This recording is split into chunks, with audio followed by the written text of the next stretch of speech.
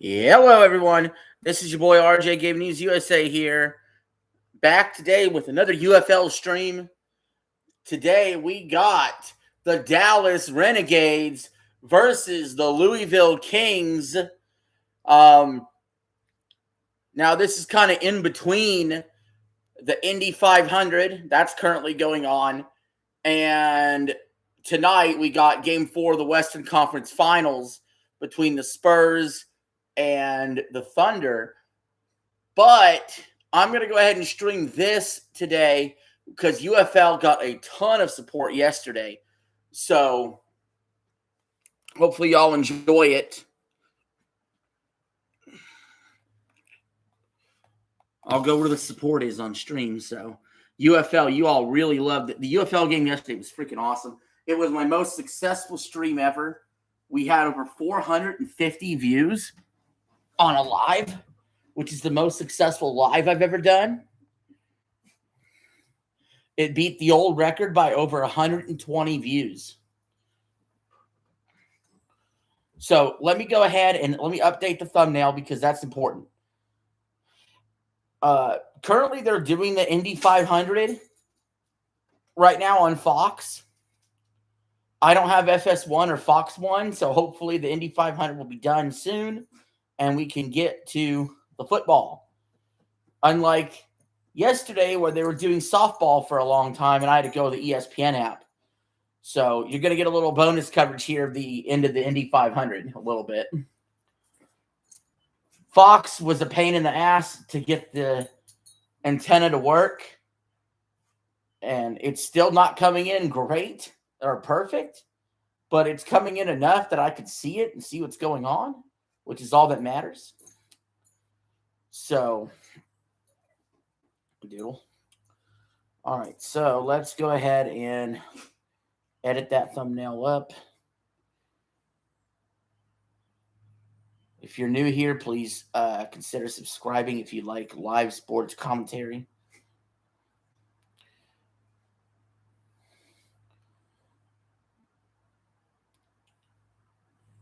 So with Birmingham losing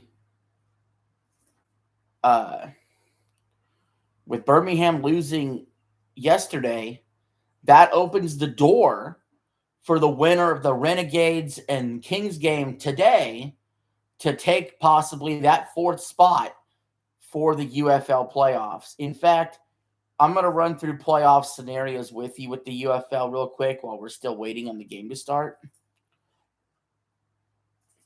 UFL playoff scenarios. So we got 6 laps to go in the Indy 500. We're waiting for the Indy 500 to end so we can get to the UFL action. So let's see. I need the updated UFL playoff scenarios. Like now. I need to find this.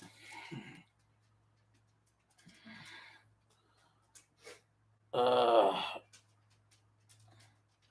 right, come on. Hopefully this is accurate and up to date.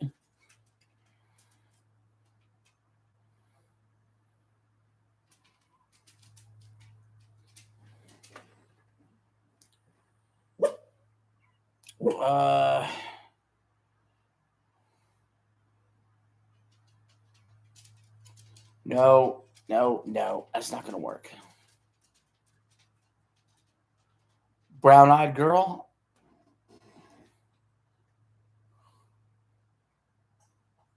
I don't have...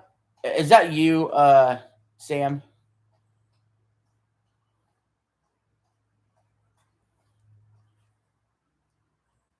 Did you change your username again?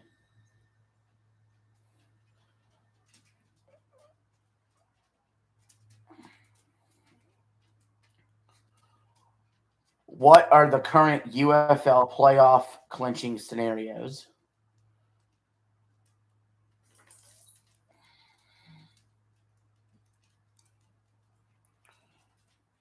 Okay, so if Louisville beats Dallas, okay, Columbus did beat Birmingham.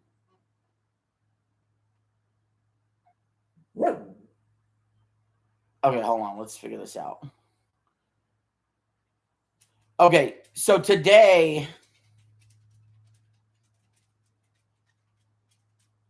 okay, Dallas must win today or they're eliminated, period.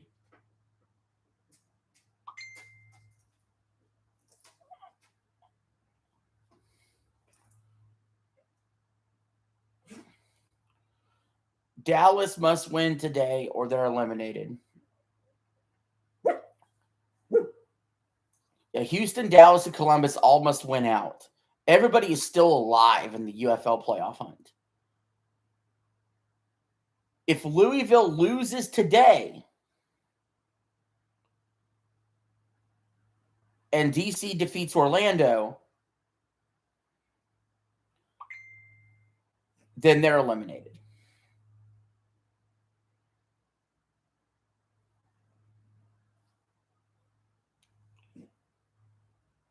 No, I don't have a Wii U. I had my Wii U until about 2016. I sold it off and I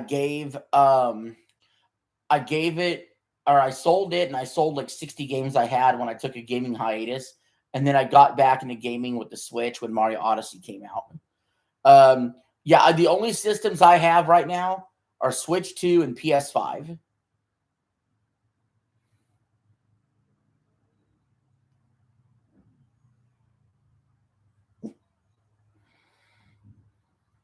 Yeah, Switch 2 and PS5. Look, I'm sure they'll explain more playoff clinchy scenarios when we get going. All I know is this. If the loser of Dallas and Louisville, probably not making the playoffs.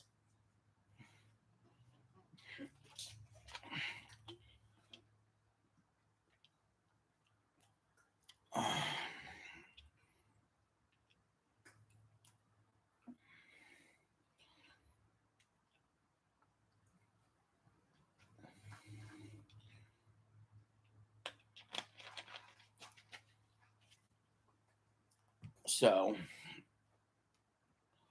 all right, we got like 2 laps to go in the Indy 500. We're waiting on this to end so we could get to the UFL game.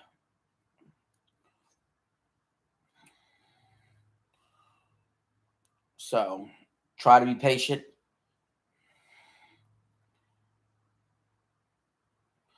Right now Armstrong's in the lead in the Indy 500, followed by Malicus and then Rosenquist.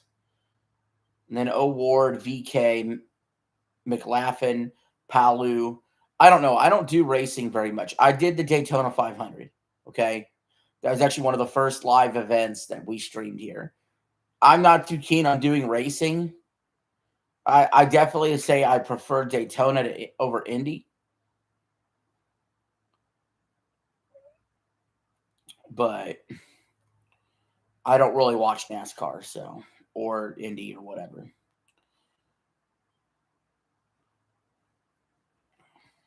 It's not a big thing on the channel. All right, so this is it. This is green flag. It all comes down to this. This is the last lap. Hopefully they go straight to the football game as soon as this is over. We don't need to see celebrations or anything like that. Let's move it on. Here we go. Malukas is in first. Actually got a decent lead.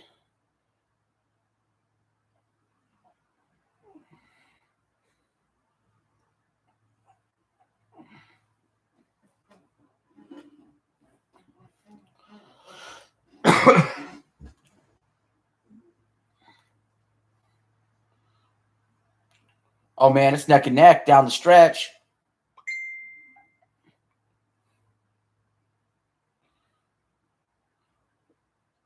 Wow, Rosenquist got the win. Wow, last second there.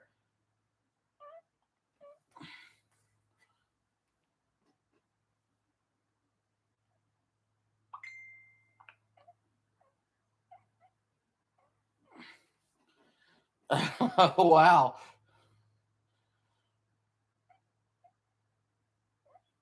That's actually pretty cool.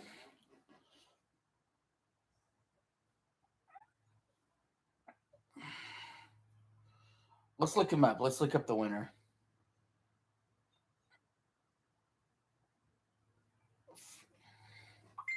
Felix Rosenquist. He's 34 years old.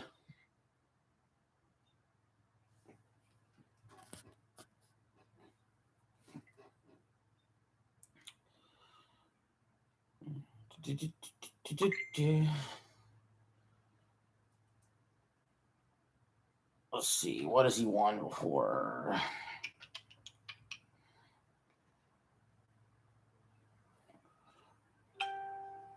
Has he won the Indy 500 before?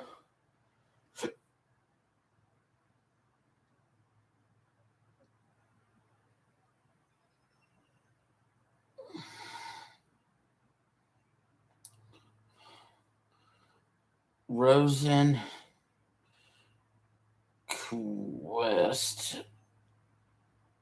ever won the Indy 500?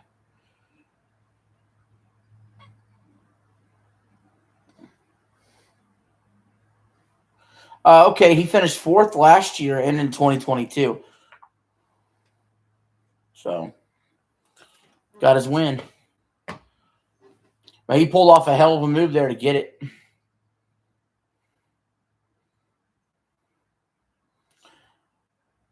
I feel kind of lucky. I just jumped in the Indy 500 at the very end and got to see the cool finish without having to sit through the whole race.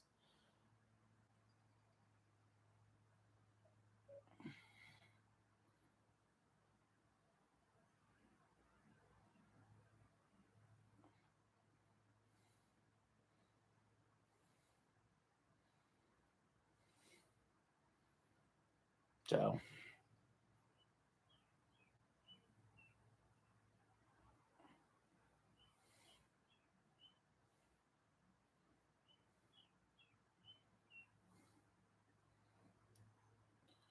man, even where I place the antenna, it's still cutting out really bad.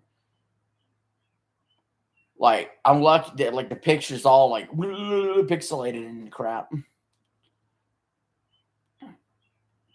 It really does not like Fox.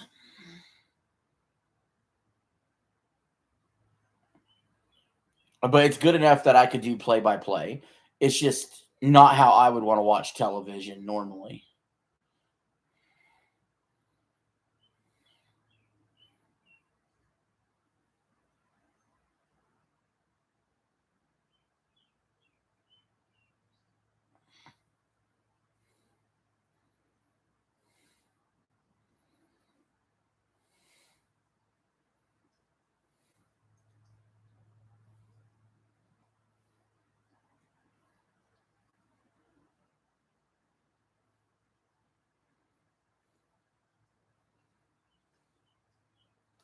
Are you a good girl?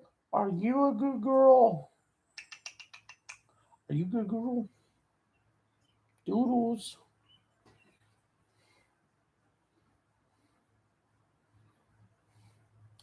Sam, are you still here?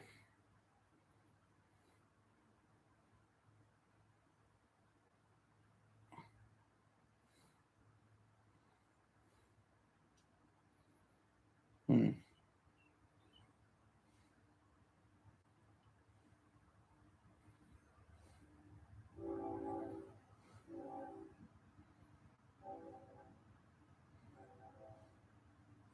Man, that picture's struggling. That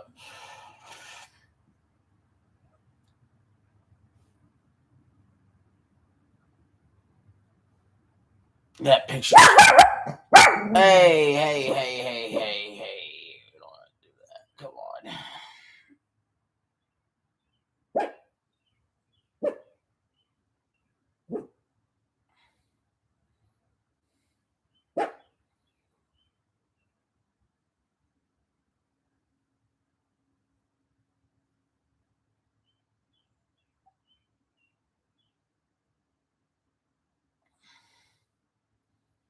Hopefully, don't stay like that year round.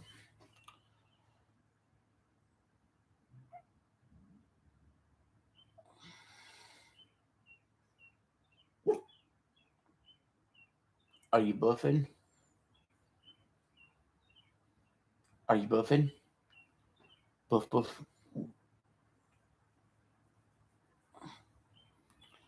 Oh, man. All right. Congratulations to Felix Rehnquist. Let's get to the football, please. Let's get to the football now. All right.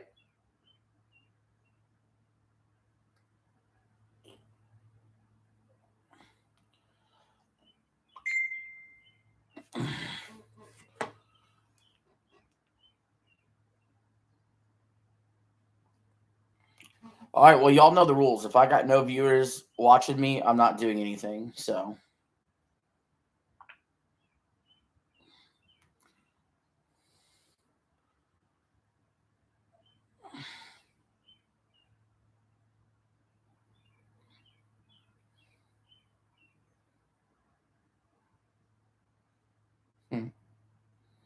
Bears, Dolphins. Dolphins ain't making the Super Bowl. People are really stupid.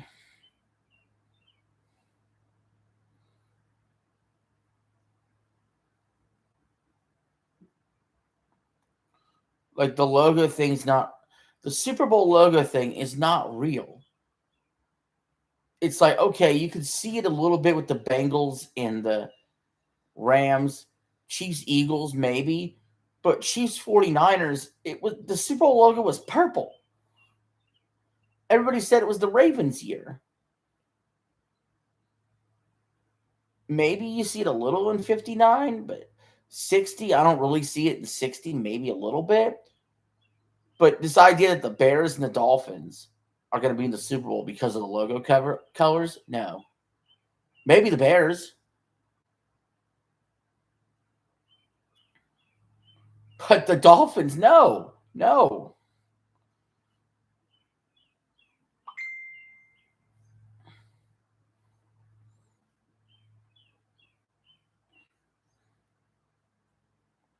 All right.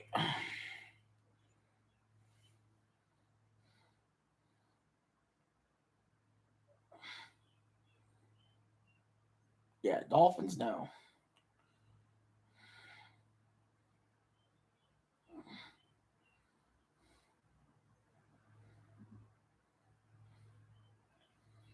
All right, let's see.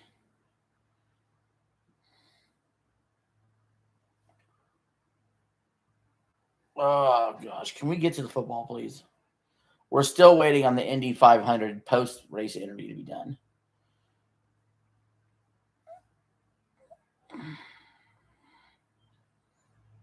And until that happens, we're stuck in limbo.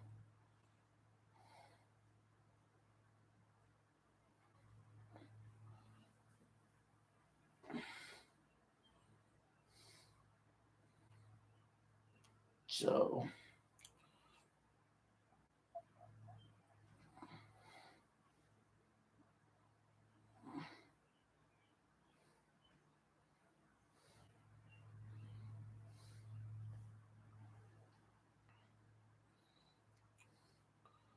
all right.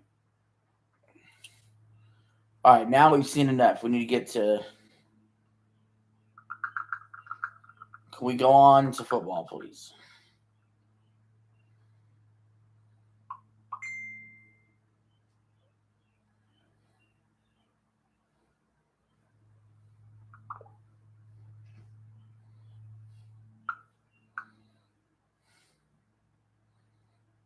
So, I don't know.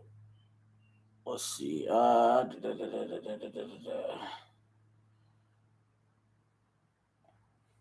dooby doo. Oh, there's a like. Thank you for the like. We have a like.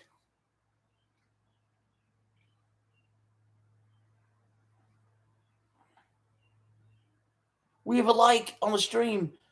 Can we get 2 likes? Can we get 3 likes?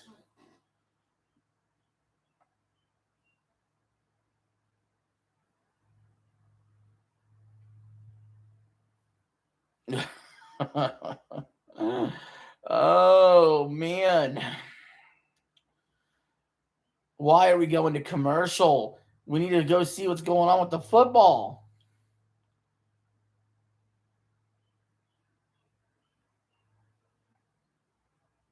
Am I right?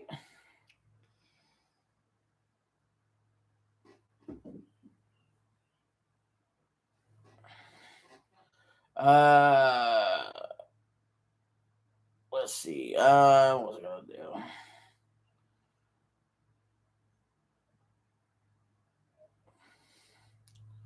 I don't know. I forgot what else gonna do.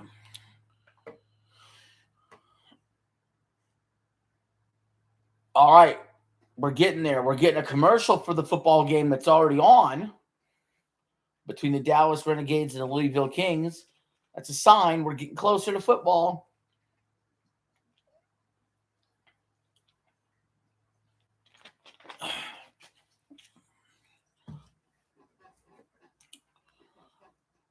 I have no idea what the score is even. Or what's going on.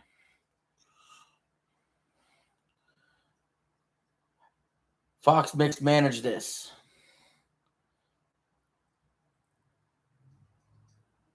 They did.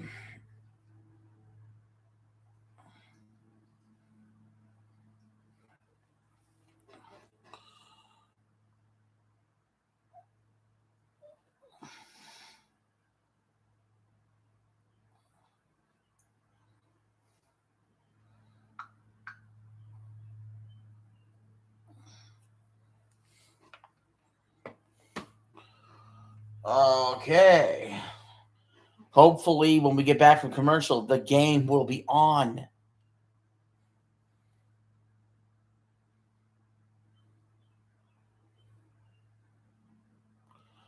But if you're here and you're waiting like me, hit that like button. What are you waiting for?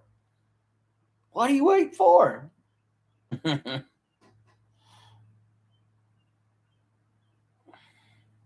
Okay, look. If you're not, hey, look, listen. If you ain't gonna hit the like button for me, can you do it for this dog? Just because the dog's cute.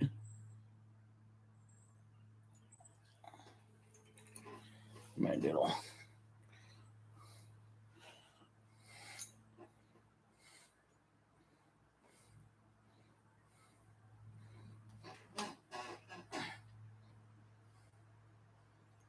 Good girl.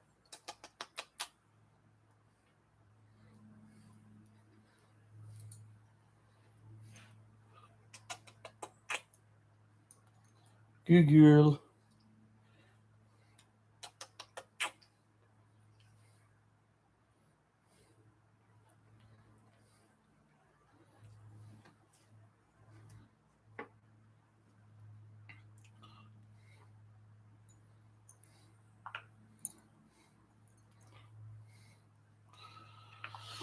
All right. Commercial should be over any second. Fox needs to come in better on my antenna than this for the World Cup because this is pretty ridiculous. And they're still on Indy 500 coverage. Guys, the race ended like 20 minutes ago. Can we get to the fucking football game, please? Excuse my French. Yes, it was a good race. It was a good finish. Great. Awesome. We have live football action going on in the UFL, and here we are stuck watching the same replay for the last 15 minutes.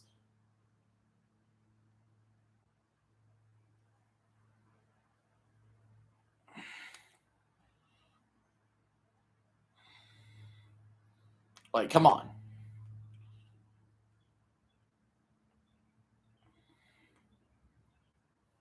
And I know the game's airing on FS1, and I know it's airing on the Fox One app, like anybody ever has that. I don't have FS1. I don't have the Fox One app. I have Fox, and barely, because the antenna's barely working for Fox for some reason.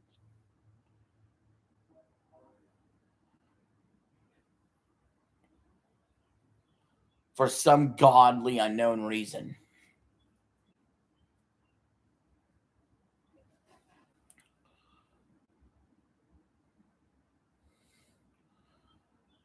I know why they can't show us the football game yet, because they got to show this racer putting a reef over his head and drinking a glass of milk.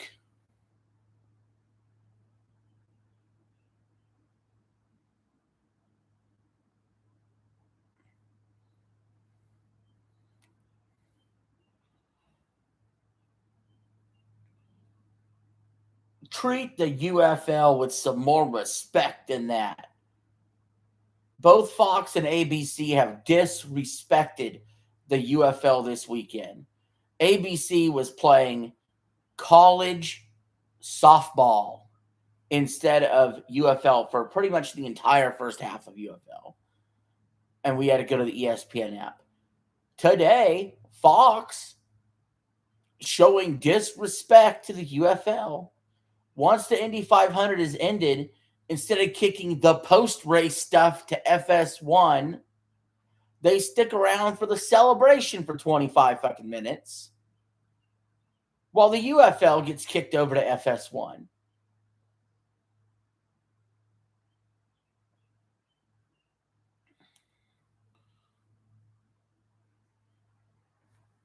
So what are you going to do?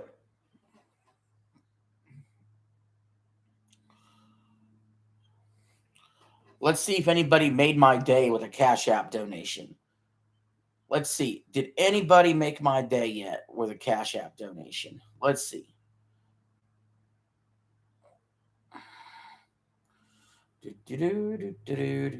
Checking it right now.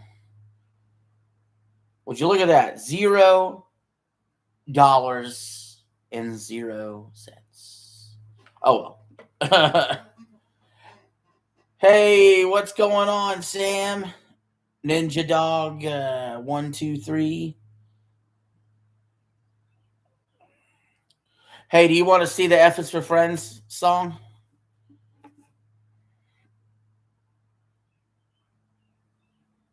All right, I'll do the song with you for with the dog, okay? Ready? F is for friends that do stuff together. U is for you and me. N is for anywhere, anytime at all. Down in the deep blue sea. Now, if you love little puppies like this, please hit the like button. Yes. Yes, good girl.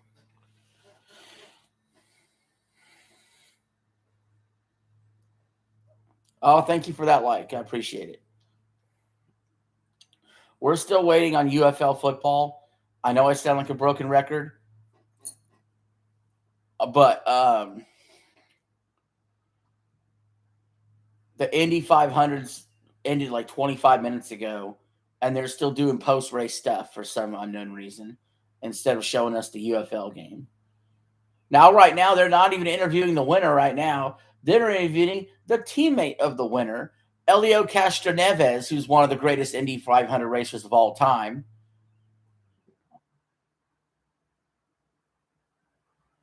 Yeah, Y is for you and me. Yep.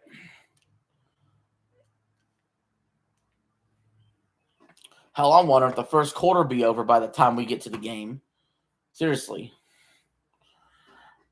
I know you really like that song, Sam. Like you like when the dog does a little dance.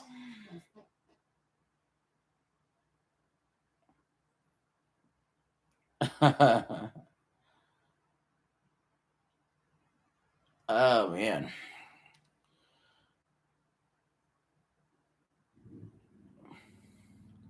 Do you like being in a chat where I'll never ban you? I'll never time you out? That's good. Always respect the chat. That's what I say. Always respect the chat. No need for moderators. People can spam if they want to spam. The chat is for everyone.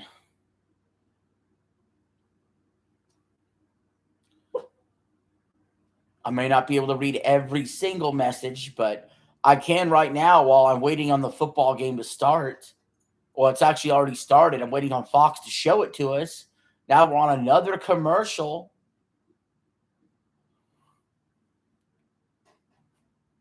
So are we ever going to get started? Like, at least respect my time. Like, Fox needs to at least respect my time.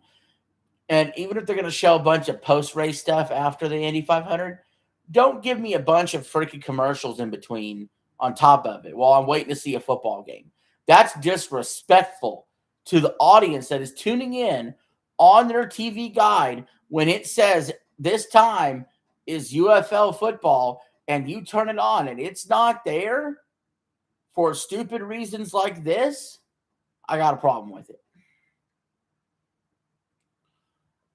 I got a problem with it. I have half a mind to go call Fox up and be like, hey, bro, the Indy 500 ended like 30 minutes ago. Why are you showing us 4 different commercials and showing us all this post-race stuff instead of the game? And we're back from this commercial, and we are still watching the winner of the Indy 500 drinking fucking milk.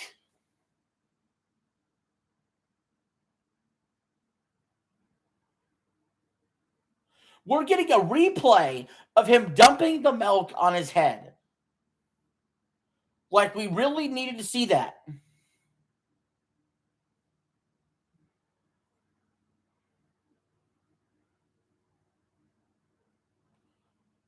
They're a bunch of idiots over there. Fix your broadcast signal, number one. And number two, when a sporting event is over, go to the next fucking sporting event that you promised to the viewer instead of dilly-dallying around.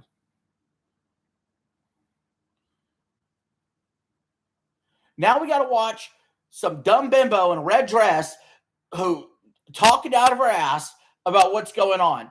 We don't need to see this. There is football on. Switch us to the football game for the love of God. Like, I'm seriously about to call Fox headquarters right freaking now and say, guys, you know you have an advertised UFL game on, right? Can you show it to us? Today, Junior? And now we're getting the 47th, I kid you not, the 47th replay of the finish of the Indy 500.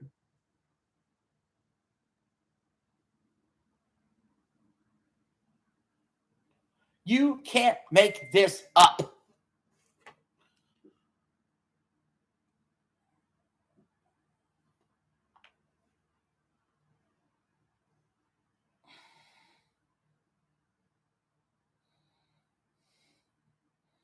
Hold on.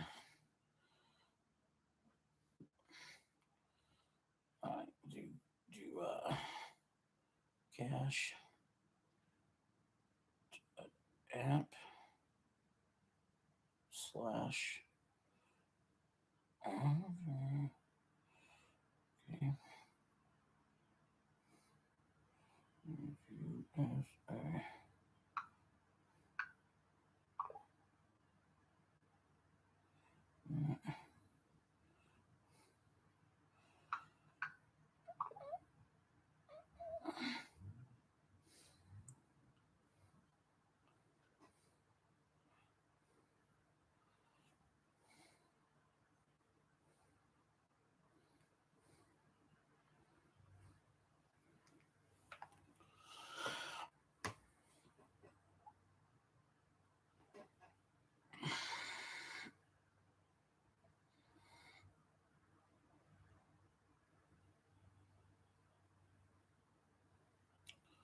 So we're still waiting for UFL.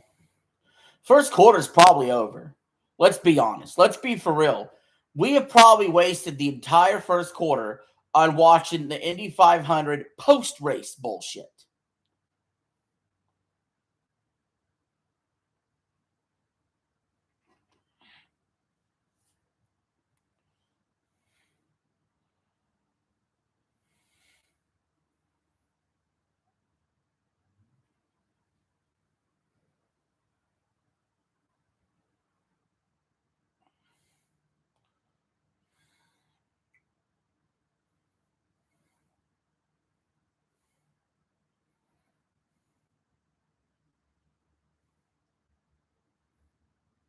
So, and here we are. We're panning back to the woman in the red dress talking out her ass.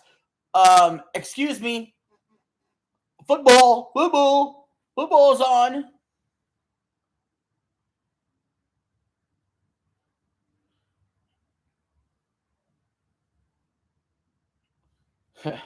Now they're saying finally next is UFL football.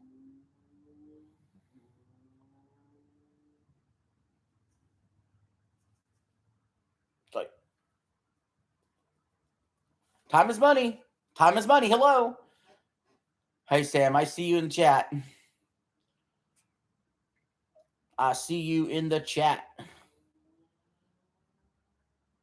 Someone's hanging around at least. Someone appreciates some good entertainment.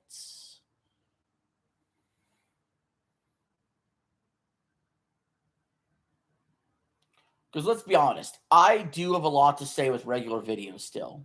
Okay, I do.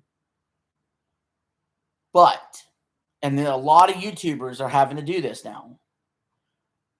Got to transition this to live streams. Interactive chat is important. It breeds organic support.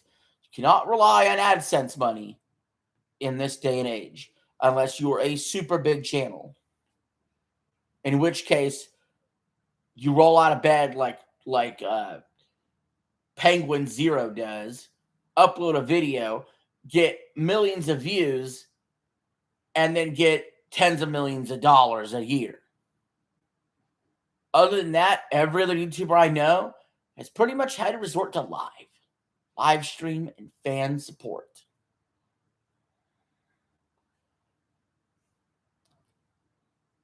So, oh my God, the antenna cut out. Are you kidding me? Hold on, I got to fix the antenna.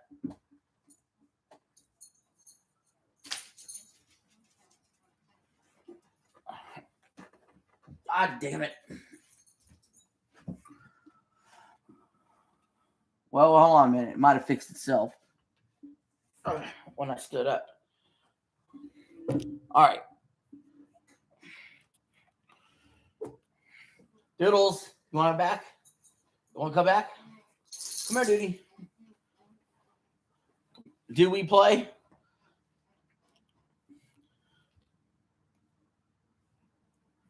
Well, how much is a we? How much is we play? Because if you cash out me that amount, I'll go do it.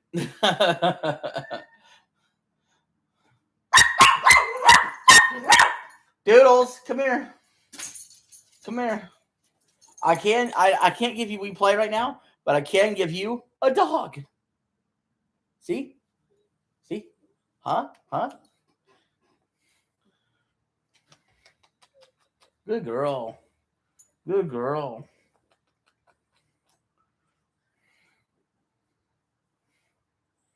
Good girl. Good girl. Yes. Yes, good girl. Well, I'm not giving you this dog, but I give you this dog to look at the very least. How about that?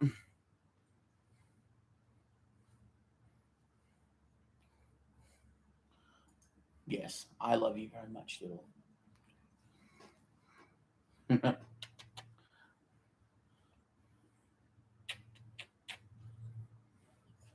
Good girl.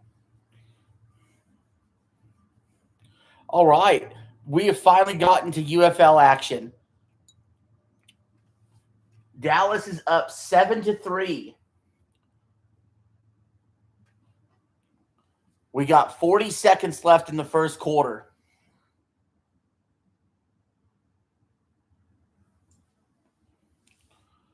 Dallas is eliminated with a loss.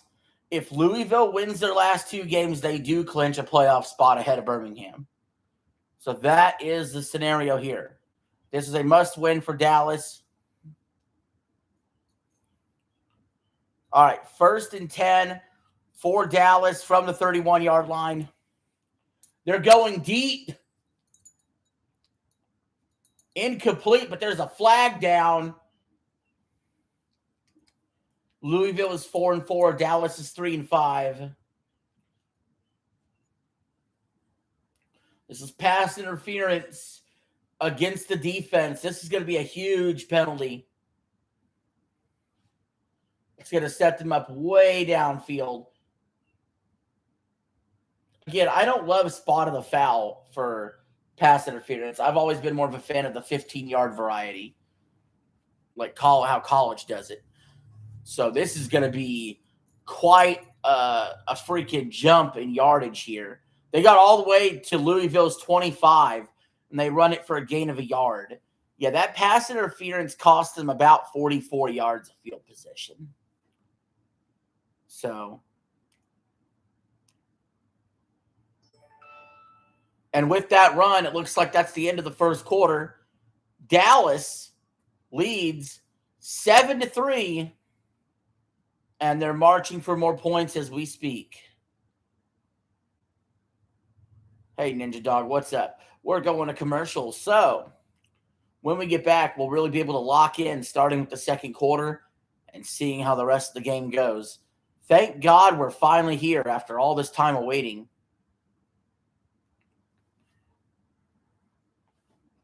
So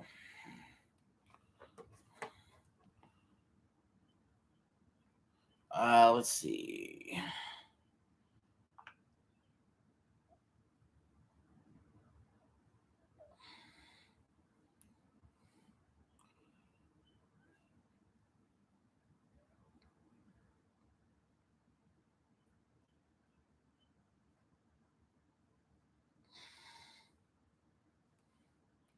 Huh.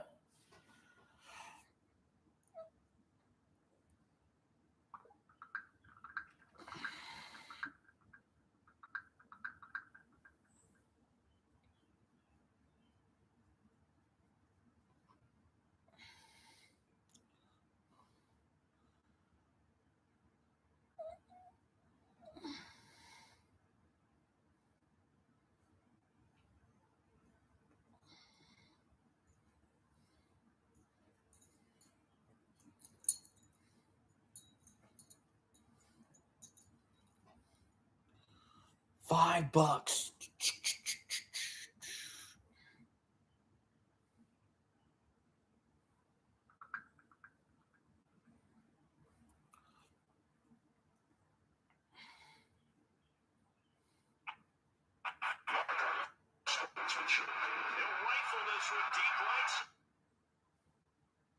Don't need all that.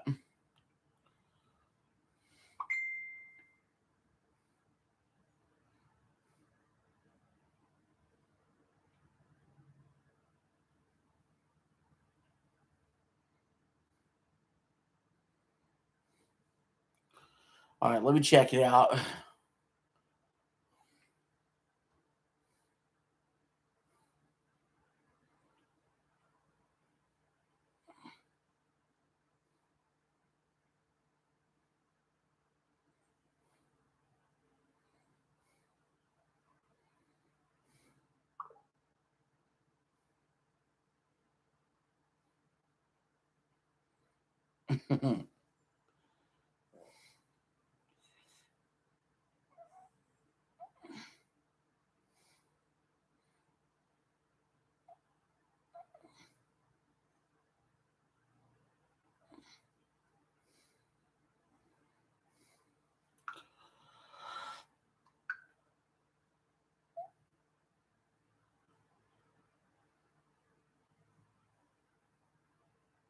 Friggin' Dallas Renegades started this season 3-0. They slipped to 3-5 after 5 straight losses, now facing elimination. That's crazy. That's nuts.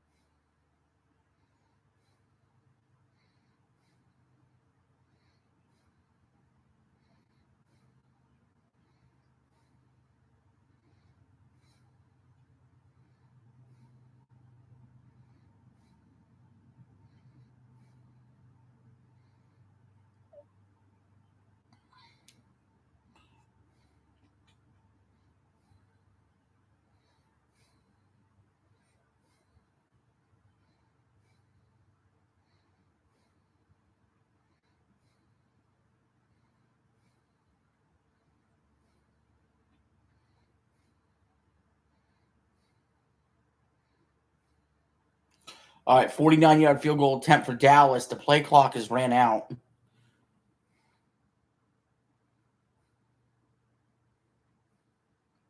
Hey, Sam, what's going on, man? We got 13:43 left in the second quarter. Dallas had to use their second timeout already.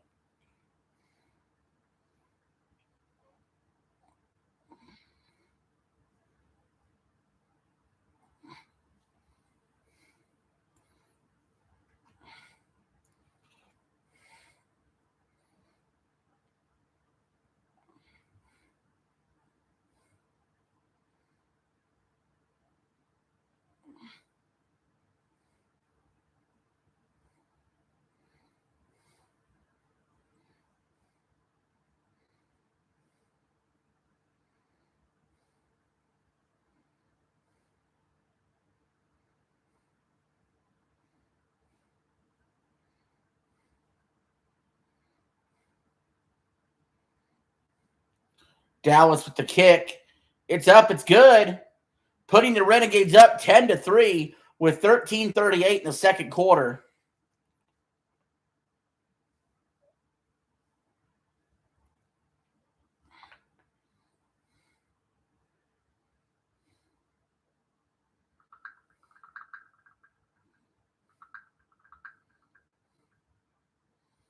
It's nice.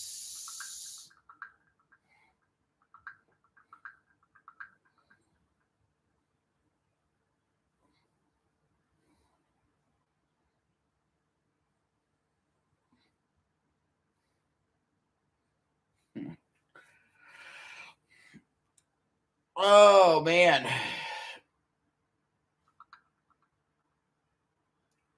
I got to be honest. I don't know what to expect. They're usually busy, but this is a rare like Sunday night where they're open, so they could be super busy or dead, or I have no idea because I don't normally go. That's not my normal bar, and that's not my normal day to go to the bar either.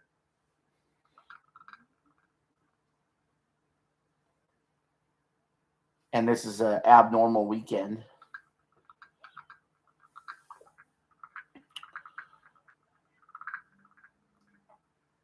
All right, Louisville's received the kickoff.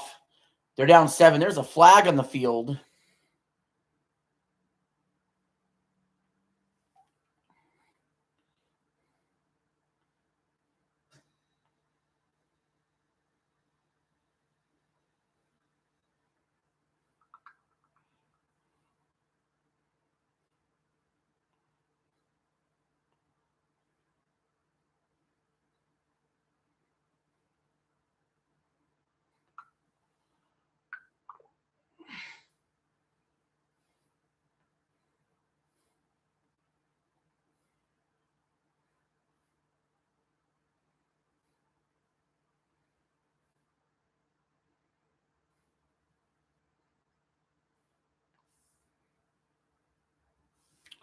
All right, here we go. 1st and 10 for Louisville. 13:33 left in the second quarter. Dallas is in a must-win situation.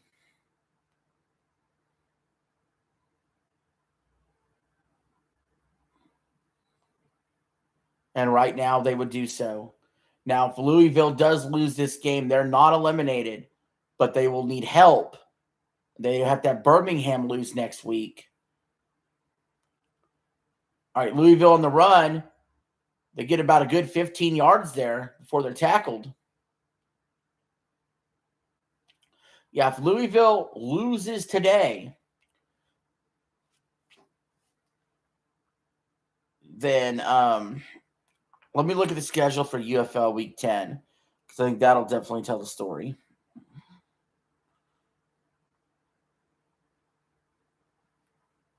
That'll tell the story. All right, Louisville with another shotgun handoff gets about 3 yards to about the 40-yard line.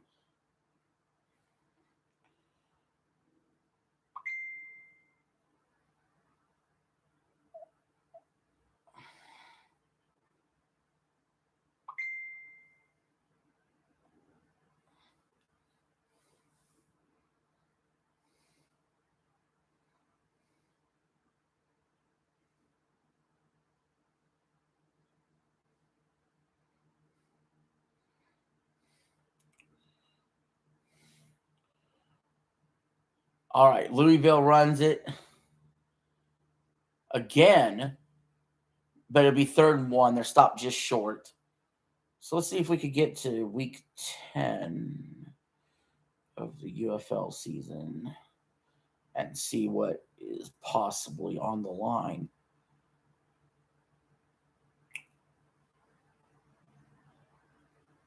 Oh, yeah, because Birmingham. Birmingham next week plays Houston. Birmingham wins that. They're in the playoffs if Louisville loses today. On the 3rd one, they're stuffed. Dallas stuffed them. It's going to be 4th down.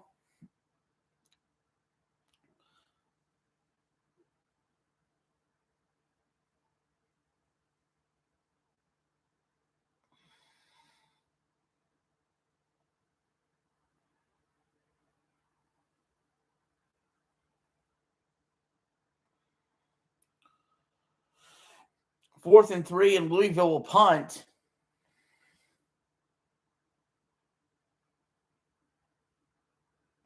Dallas receives at about the 10-yard line. They take it up to the 20. We got 10:57 left in the second quarter. We're going to commercial. Dallas in a must-win situation coming off a 5-game losing streak. They have the lead.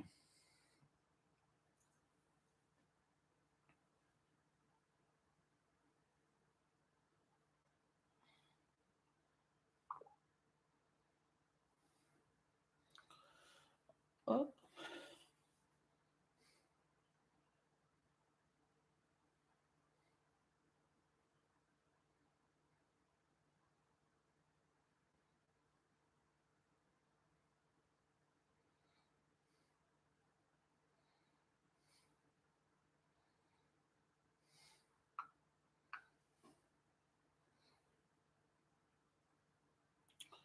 Let's see. We're on commercial now, so.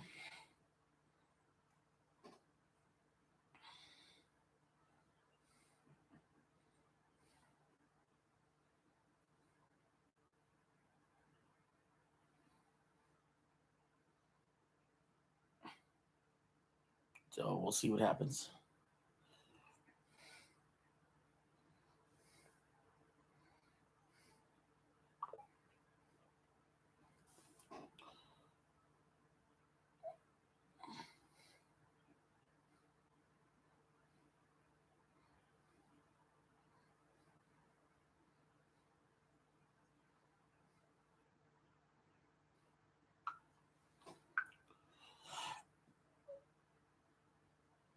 Oh, goodness. Louisville's going to have to stop Dallas once we get back from commercial.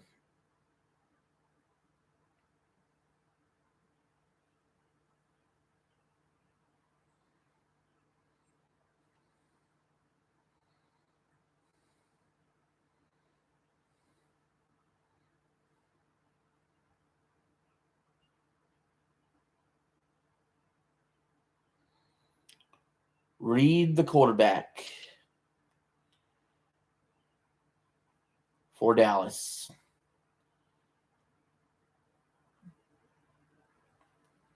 I wish they'd still call. I still think they should be the Arlington Renegades, if you ask me.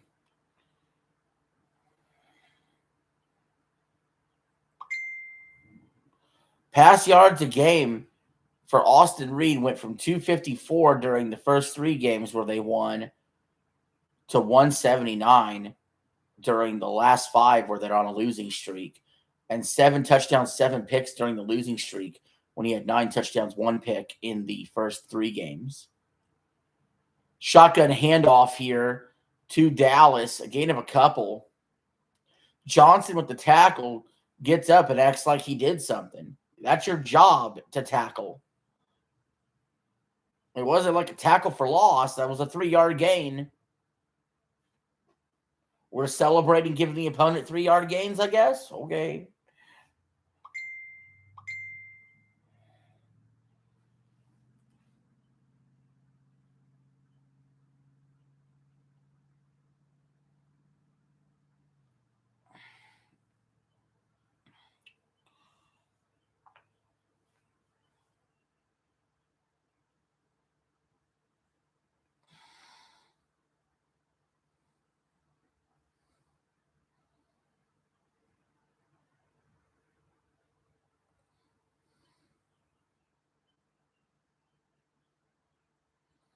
It'll be 2nd and 7 for Dallas once their injured player gets off the field.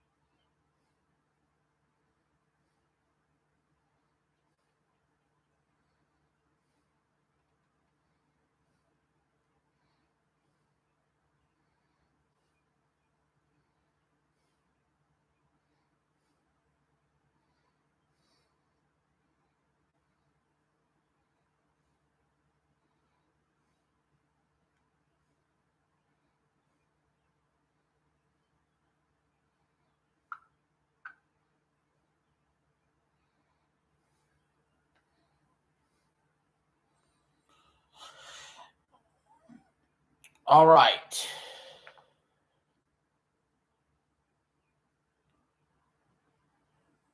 Throws it out to the flat. That's incomplete. Ball falls harmlessly to the turf. 3rd down here for Dallas. Shotgun takes the snap.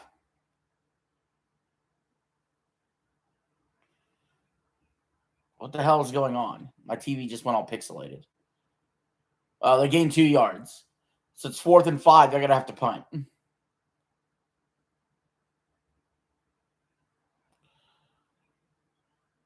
So Louisville's defense holds strong, keeping them in the game.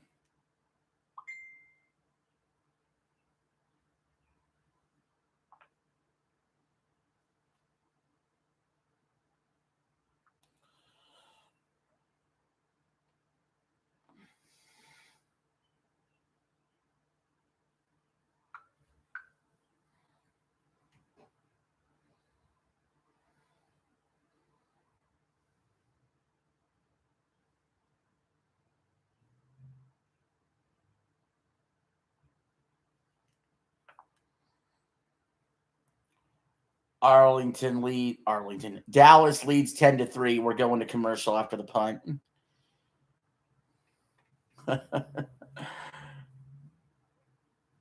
It's turned into a defensive slugfest a little bit.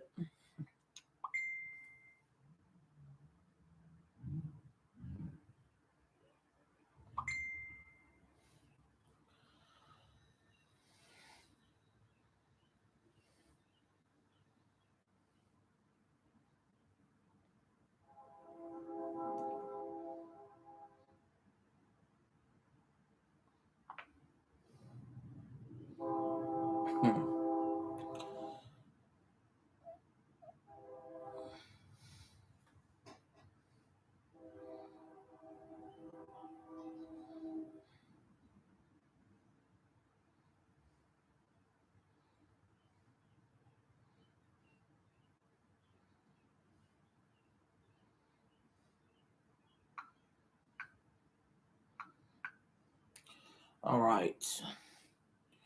I see Sam in the chat there. What's going on? We got Doodle over here.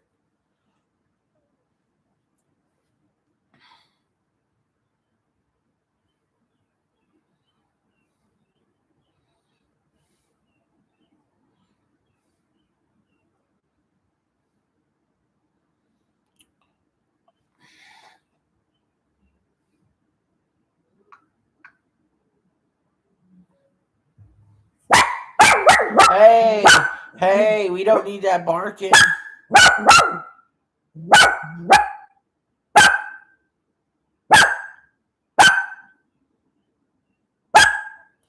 We don't need all that barking. Doodles, come on. We don't need all that barking. We're just waiting for the commercial to be over. Do we play, he says. Hey, shh. What's going on? Why are you getting upset? Hey, why are you getting upset, Doodle? What's wrong?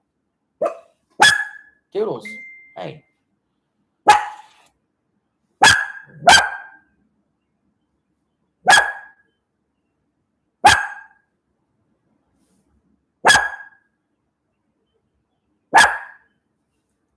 All right, here we go. 1st and 10 for Louisville.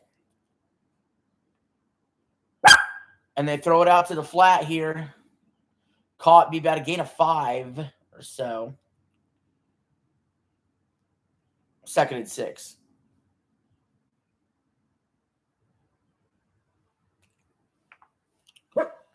We got 9 minutes left in the second quarter. 76 rushing yards. Or no, 76 total yards. No, rushing yards for Louisville. 41 for Dallas. All right, here's Louisville now. They throw it in the middle of the field. It's caught.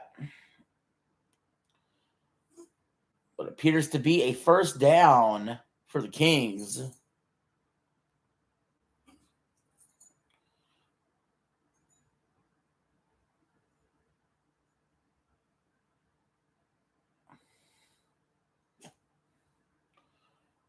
Louisville throwing it deep. Looks like it's caught at about the 25-yard line. Louisville doing it by air now. Rogers is 6 for 6 passing. That was a nice corner route there. From the 27. Louisville in the pocket. Throws it again. Incomplete. It was going to the end zone. They're feeling good about themselves right now. Rogers was 7 for 7 before that throw for 73 yards. That was his first incompletion. Man, he had a guy that he cut out when it was open on the side, but he went for it all instead. You got to take what the defense gives you, bud. So a pistol formation. It's a handoff for the Kings. A gain of about 3 yards. Trying to set up a manageable third down.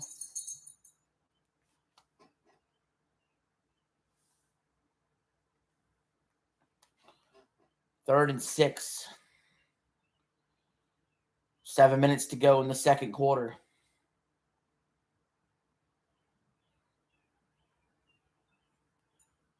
Got to get to the 17-yard line for a first down. Louisville's 0 for 3 on third downs today.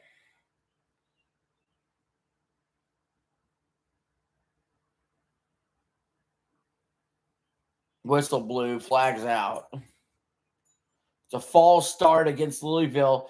That's going to back them up to a 3rd and 11.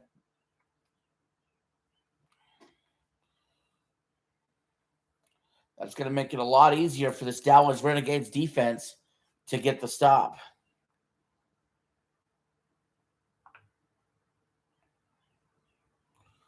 Louisville already has 5 penalties for 79 yards. The tight end just jumped early there. That's what happened.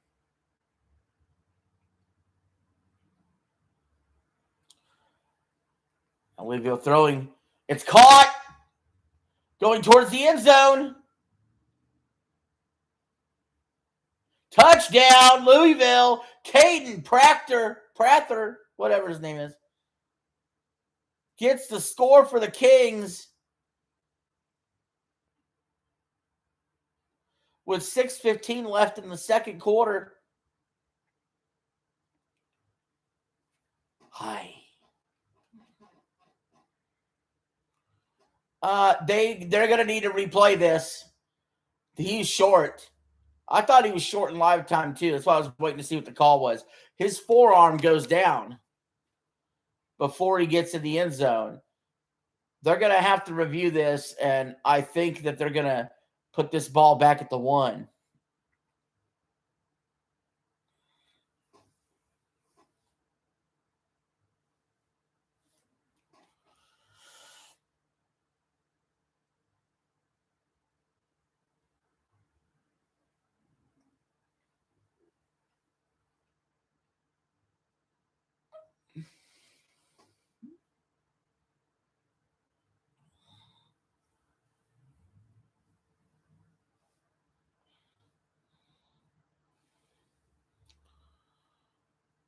First and goal for Louisville after they correct the spot.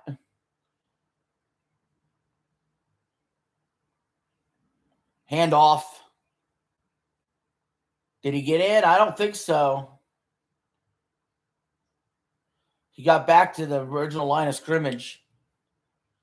You know, call me old-fashioned, but I would get my butt under center instead of shotgun and quarterback sneak this in there. I know the tush push is banned in the UFL. But that's how I would do stuff. Call me old-fashioned.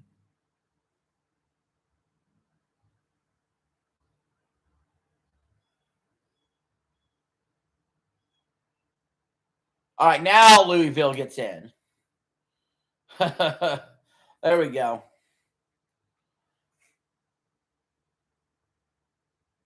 Now it's a touchdown for the Kings.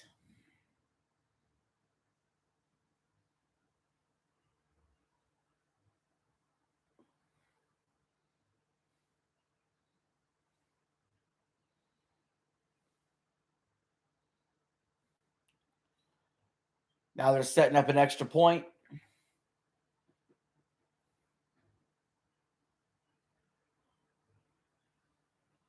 Going for the tie.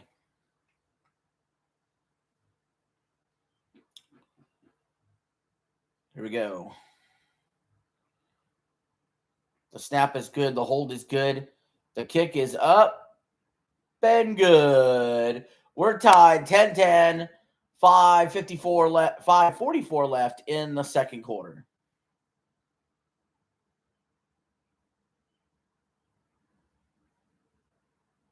Yeah, quarterback took it in himself for that touchdown. We got a good game brewing, guys. I mean, nothing can really beat the excitement of yesterday, but this game's pretty good too.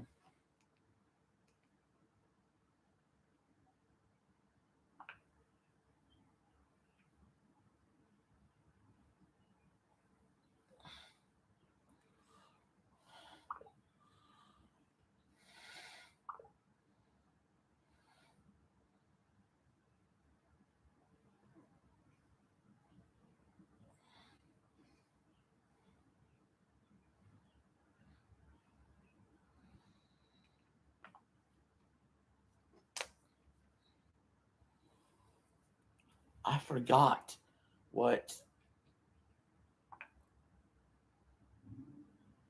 I have to check it out. I have to look. We're on commercial right now.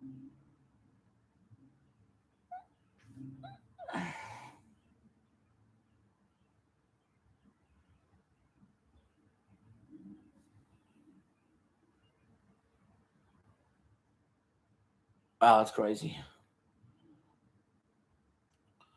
All right, so this is breaking news. Pat McAfee heard about budget cuts from ESPN, and he offered to personally cover the crew's cost out of his own money. He's like, if you guys are going to do your budget thing, I'm taking care of the crew. That's crazy. That's a good job by Pat there. It's impressive. Say what you want about Pat McAfee. He's a good guy.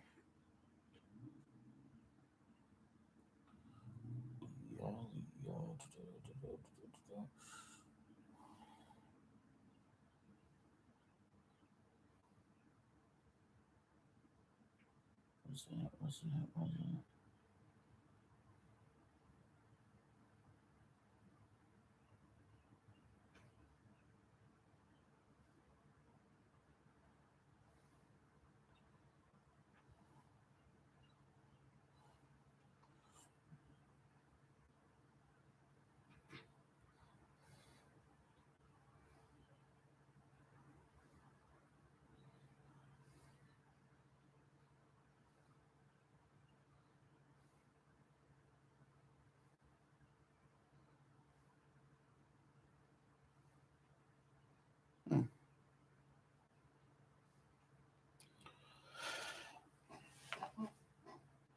It's 10-10.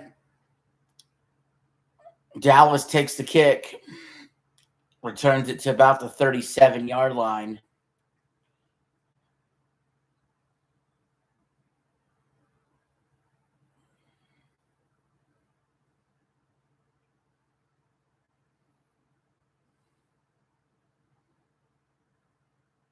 Chandler Rogers, 8 for 9 for 101 yards, 2 rushes, 5 yards, and a touchdown as well, keeping the Louisville Kings in this game.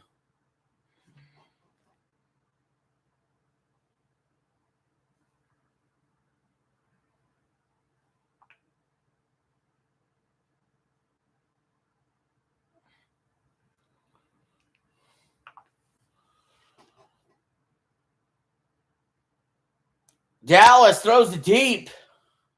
Incomplete over everybody's head. Uncatchable for everybody.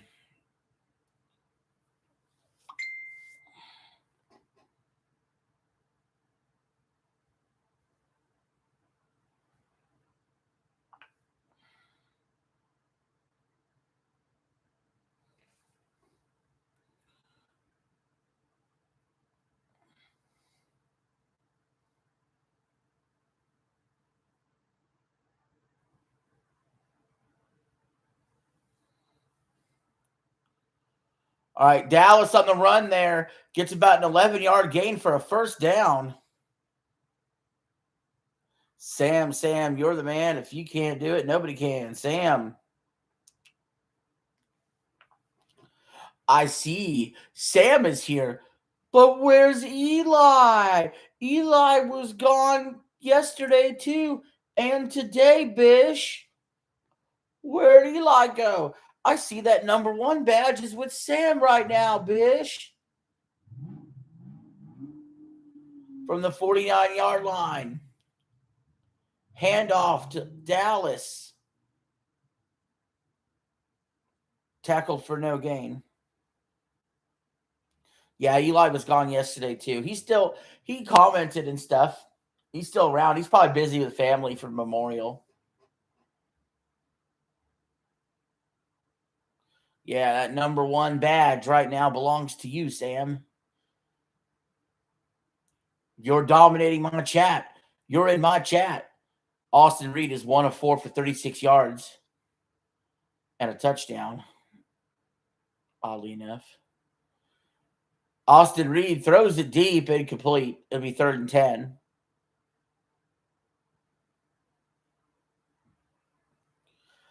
Yeah, it's nothing but Sam in the chat there. Not Super Henry, but all this Sam in the chat. Yeah, Austin Reed is 1 completion, was a touchdown for 36 yards. Other than that, 4 completions. He's been very inconsistent.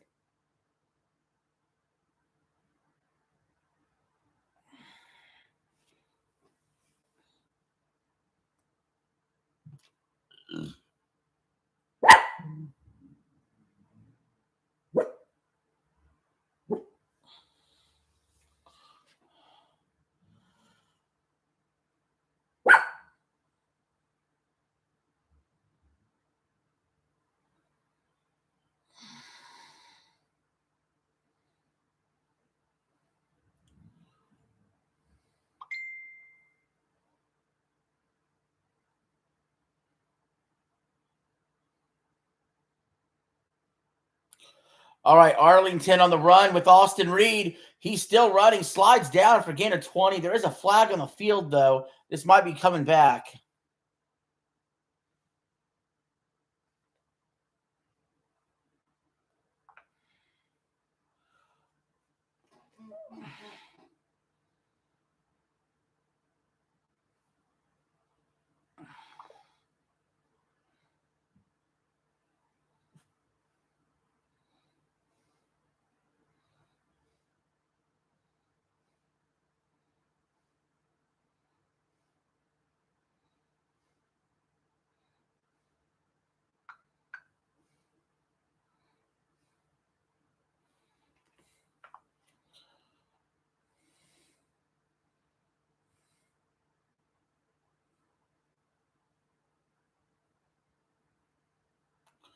We got 3 minutes to go. 3rd and 20 for Dallas. Throws it deep. Caught, but he's short of the first down. But, man, did he get a lot of that 20. We got nothing but Sam in the chat. That's right. Nothing but Sam. It's going to be 4th and short. I think Dallas is going to go for this, and I don't disagree with the call, actually. I think a field goal would be pretty long from here.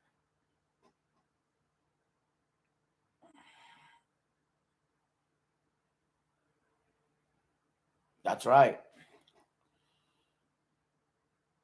Ain't nothing but me, but me, but me. All right, we got a timeout. I think. Clock stopped. With 2:25 left in the second. Are they reviewing? They're reviewing the catch, I think.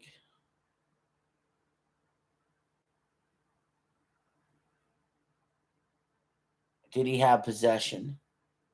I think he did.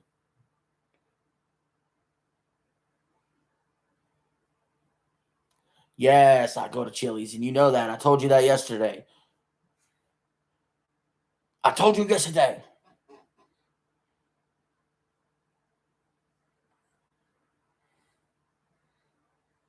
Oh, whoa. They reversed the call. They said incomplete. Incomplete. I don't know if it's just my pixelated TV with the antenna the way it is or not.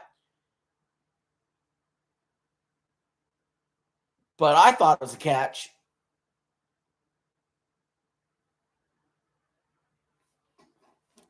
Fourth and 20. Now Dallas would get to punt, I believe. I don't know. If they cross the 50, but then go behind the 50, do they still have to go for it, or can they punt?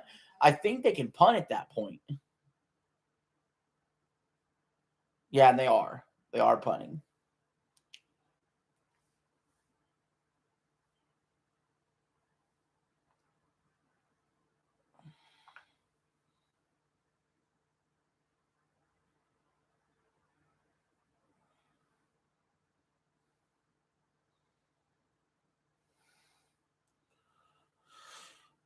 All right. Oh, man, that play clock. Oh, wait, I think that play, they could wait till the 2-minute. No, they had to punt it away before the 2-minute warning. Just barely. Louisville catches at the 20. It's a fair catch. 1:56 to go in the second. We're going to commercial. Dallas coaches are arguing on the sideline. It's getting heated over there. That's what happens when you're on a 5-game losing streak.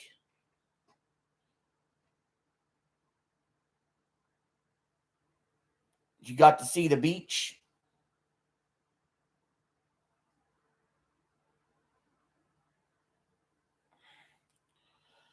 You son of a beach. You son of a beach.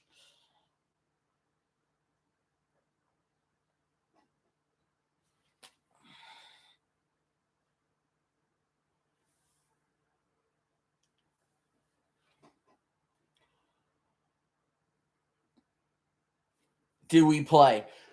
You know I don't have we play. You know it. You know it, Sam. You know it, Sam.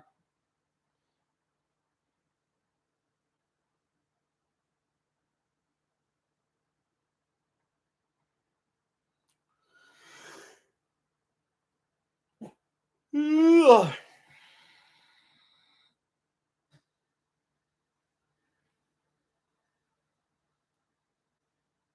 Everybody like me, like me, like me.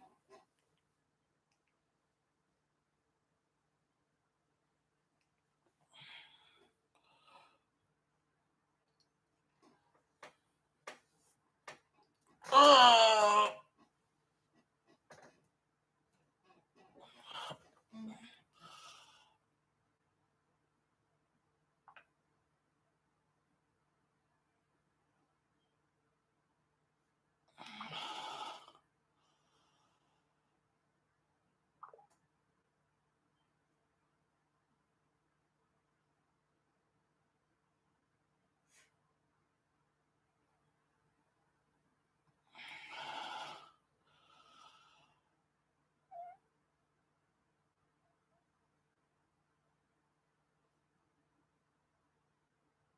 Oh gosh, we're back. Am I a bad person? No. Would a bad person have a cute dog like this?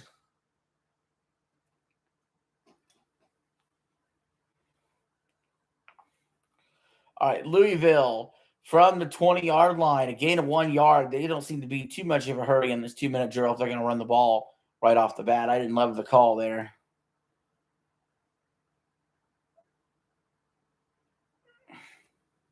Yes. Louisville has all 3 timeouts. About 1:30 left. Rogers throws it down the field. It's caught by the tight end. He gets down to the 45-yard line. Clock will stop temporarily on the first down. Hello, Sam. Da, da, da, da, da. All right, here we go. 1:23. First down, Louisville. He throws it deep. It's a jump ball. It's caught by Louisville down to the 23-yard line. Rogers is killing it today. Looking to eliminate Dallas and have destiny in their hands for that final playoff spot in the UFL next week, which I believe they will. I believe Louisville will win today. Underneath, caught by the tight end, whistle blown, about a 7-yard gain. A little bit of fighting going on after the play. There's the flag, but that was thrown a little bit earlier. We'll see what that's about.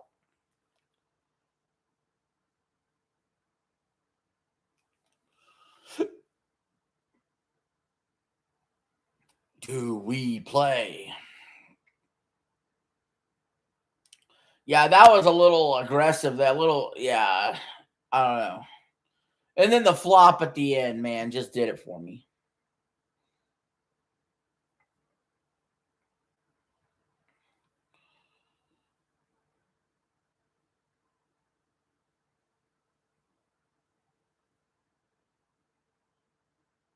Connor keeps timing you out in all his streams. Well, you know something? I'm better than Connor. I will never time you out, Sam. Sam, the number one fan. Sam. Here we go.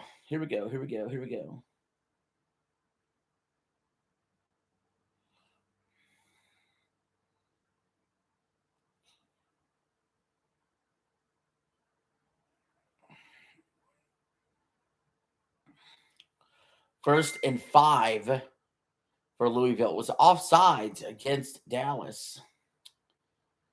Beep, beep, you're a sheep.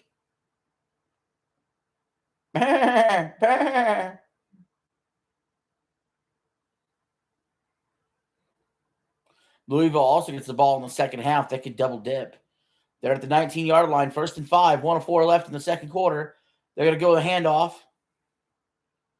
They get about 40 yards, 3 or 4 yards.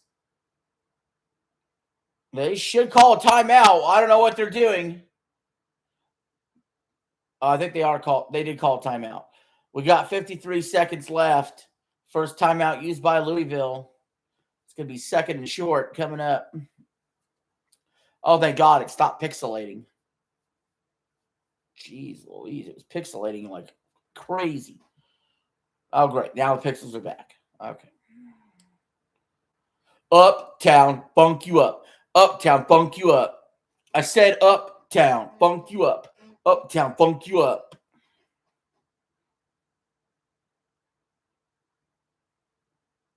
Jump on it. Jump on it.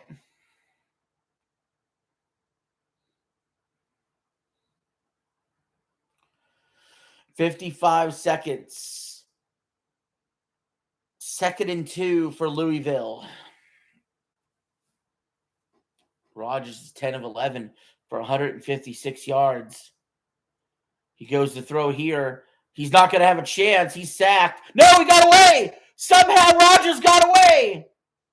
And he runs out of bounds. It'd be a loss of a couple. But there is a flag down.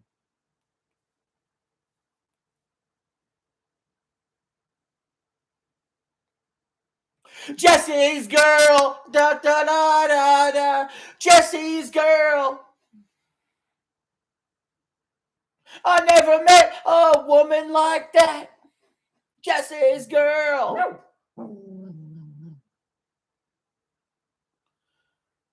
Oh, this is holding against Louisville. That's going to back them up. to a 2nd and 12.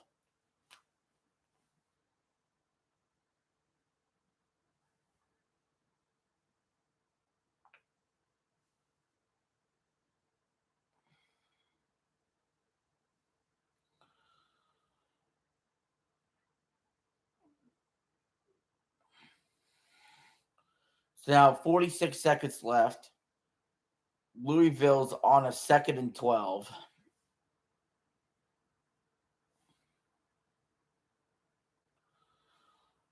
Handoff. Gets about a yard.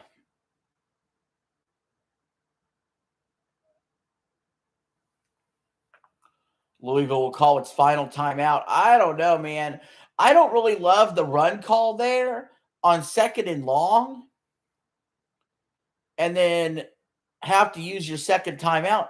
If you throw an incomplete pass, you gave Dallas time on this 3rd and 10. Plus, don't you want 2 cracks at throwing it for the first down or get a little further on 2nd down than a run? I don't love some of these run calls, especially when your quarterback is doing such a good job throwing the ball.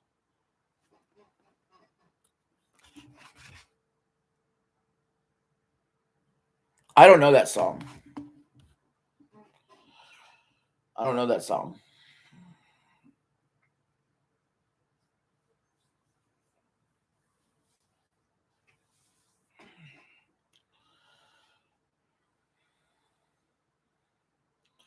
All right, 40 seconds left. 1 timeout for both sides. 3rd and 10. From the 24-yard line. Let's see how aggressive Louisville tries to get here. I would go for the first down.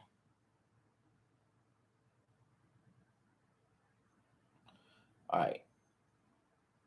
Throws it. It's caught, but it'll be short of the first down. Dallas should call a timeout. Dallas is not calling a timeout. They're going to let Louisville run this down and then kick a field goal. Well, the clock is stopped. Who called the timeout? Dallas did. Okay. So Dallas is forcing Louisville's hand. It's a little risky, but I think Louisville's going to kick anyway. If you're Dallas, you want any kind of chance maybe to have the ball and see what you could do with it. The risk here is if Louisville goes for it and gets the first down.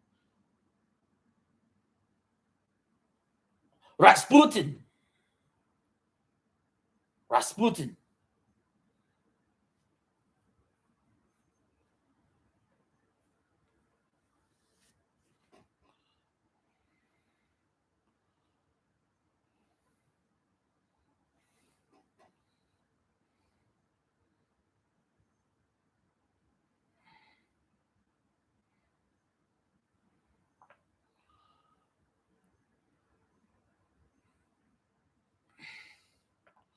It'll be a 35-yard field goal. The kick is up, and the kick is good. The Louisville Kings are leading 13-10 with only 21 seconds left in the half. If this final score holds up, Dallas would be eliminated.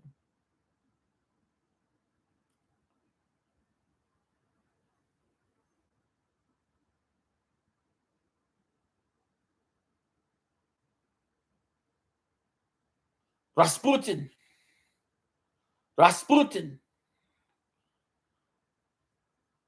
Not only would Dallas be eliminated, Louisville, for the very last game in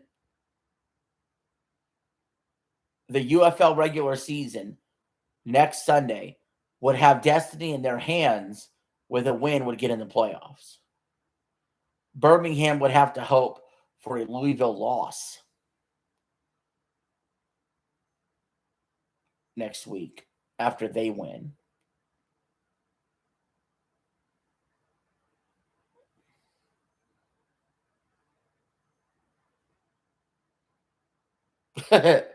Sam, you crack me up, man. All right, Dallas receives the kick at about the 10-yard line, past the 20. They're about the 30-yard line, about the 35 before he's pushed out of bounds. 15 seconds left for the Renegades. Yeah, your season's on the line. Throw it deep. Maybe you get a PI call. Maybe you catch it. The clock stops, even if you're tackled in bounds temporarily. Get up and spike it and see if you can get a field goal out of this. But if they come out here and take a knee, I'm just disappointed.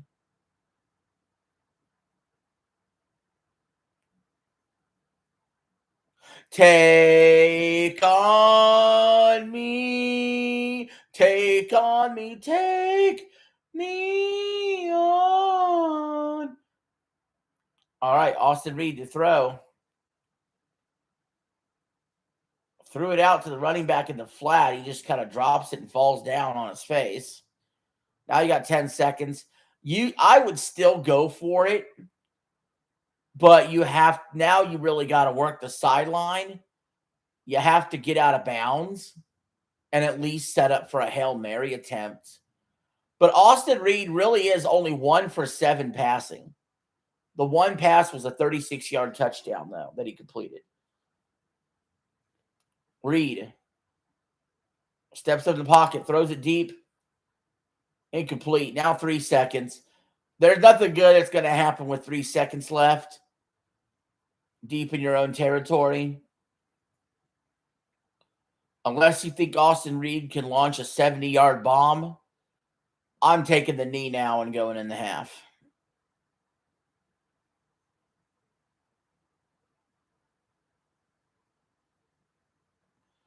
Now, if you're Louisville, immediately need to call timeout as soon as they do take the knee. And they don't. They'll just go into half. All right, Louisville's up 13-10 at halftime.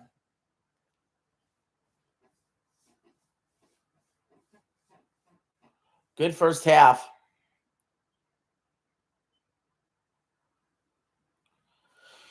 All right, we're at halftime, guys. While it's halftime, let me peruse YouTube and let's see what's going on. Actually, first, let me see what's going on with the other stations on antenna. Actually, I don't want to do that. I don't want to mess with that. Let's see what's going on the YouTube.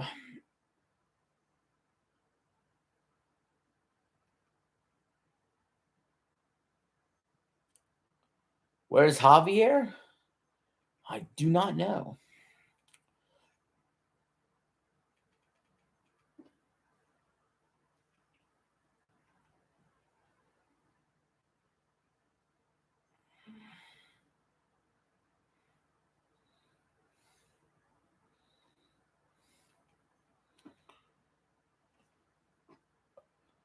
All right, let's see. I'm checking out YouTube. I don't think a lot of people will be posting today. It is Memorial Weekend. I don't think there's anything like crazy going to happen. Although I'm subscribed to over 100 people, so.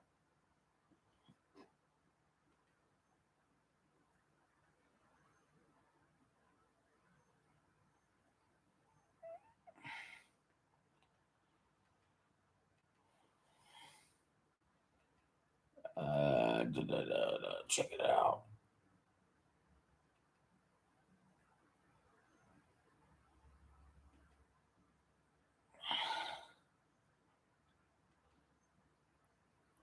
Nah. Ain't nothing really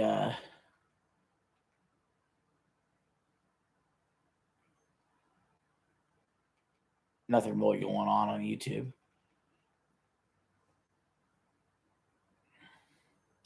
You do not know. You do not know. You did not know. You could not have known.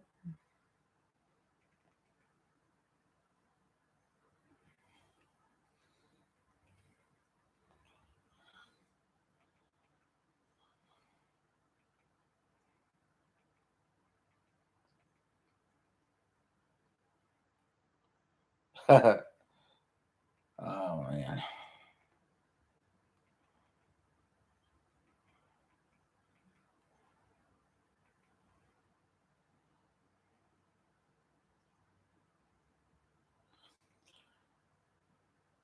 Interesting video here we can sort of listen to and comment on. What did ancient humans do all day before jobs existed?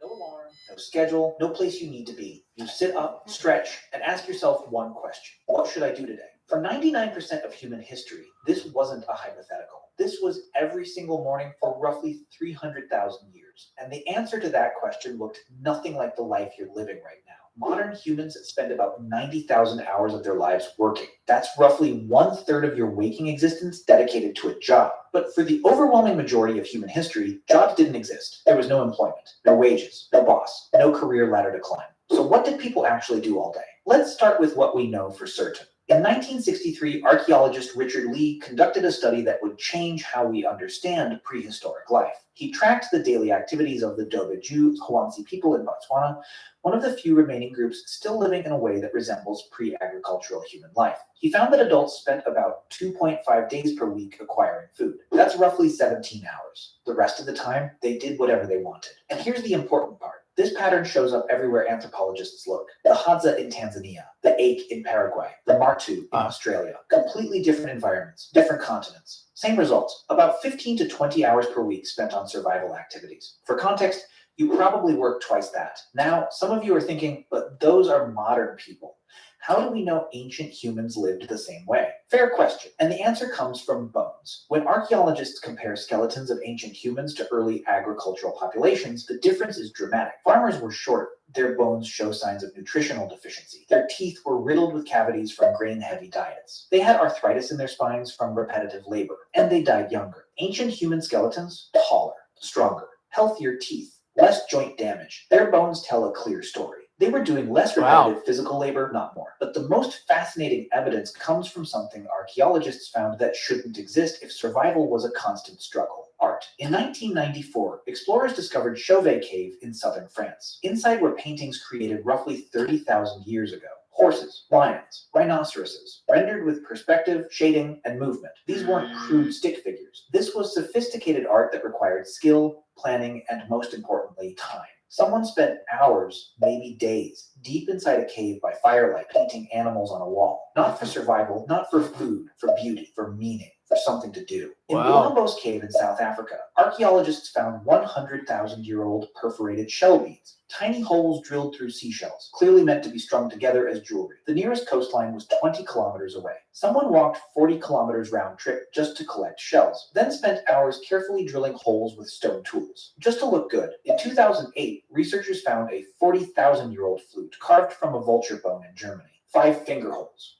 perfectly spaced. Whoever made this understood music. They understood pitch, and they spent significant time crafting it. Not for hunting, not for defense, for music. These aren't isolated finds. Across Europe, Africa, and Asia, archaeological sites from 100,000 years ago onward are filled with evidence of decorative objects. Carefully crafted tools far more elaborate than necessary for survival, and items that required hours of focused work with no immediate practical benefit. This is what people did when they weren't securing food. They created. They decorated. They made things beautiful. So let's reconstruct a day. You wake up around dawn. The fire from last night is still smoldering. Someone adds wood. You eat leftover meat or fish from yesterday. Maybe some nuts or berries collected the day before. Breakfast is social. People talk. They plan loosely for the day. Not because they have to, because that's what humans do. Around mid-morning, a small group might leave to hunt or gather. But here's the key. You don't go every day. If the hunt was successful 2 days ago and food is stored, you might not leave camp at all. You might spend the morning working on tools, sharpening a spear, weaving a basket, scraping an animal hide to make it soft and usable. This isn't work in the modern sense. There's no clock, no supervisor. You do it because competence matters, because being skilled earns respect, because making things well is part of being human. If hunting happens, it's not the frantic chase you see in movies. Humans are persistence hunters. We track animals at a steady jog for hours until they overheat and collapse. We're the only species that can do this effectively because we can sweat and regulate our body temperature while running. Most animals can't.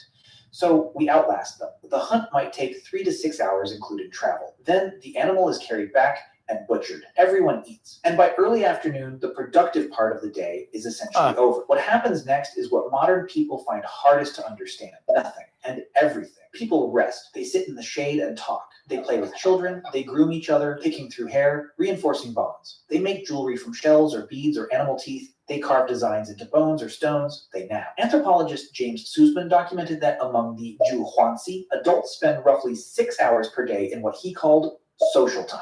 Not working, not sleeping, just being with other people, talking, laughing, telling jokes. Because in a world without money or police or written contracts, your survival depends entirely on your relationships. If people don't like you, they don't have to share food when you're hungry.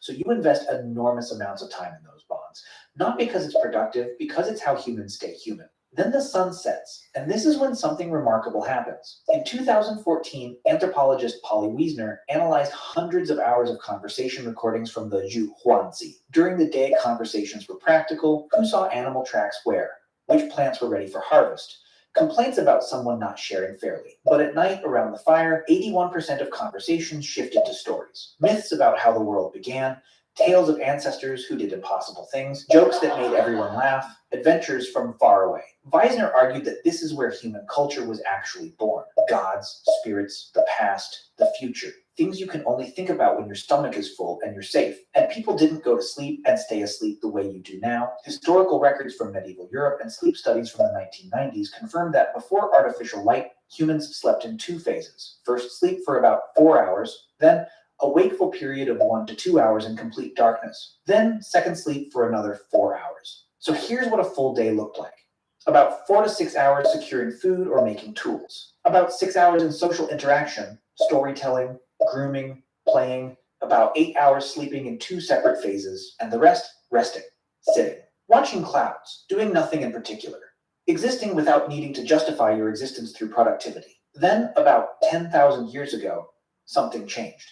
Humans in the Fertile Crescent began planting seeds and domesticating animals. Agriculture.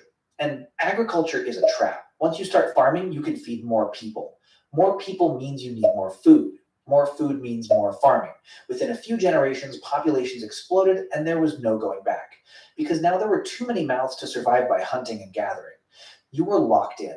And farming required far more labor.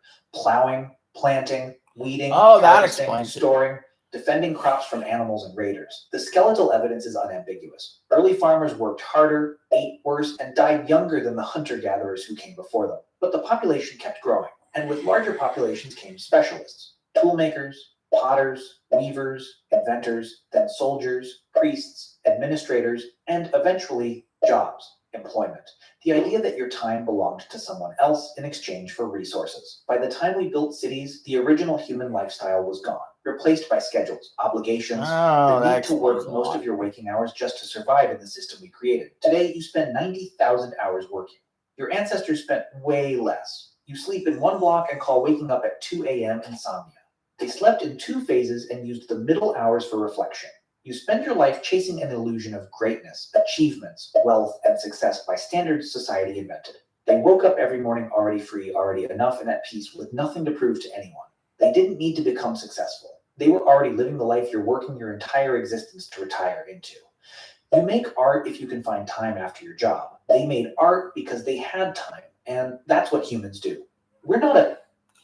Well, that was an interesting little side thing about human working history while we're waiting on the second half.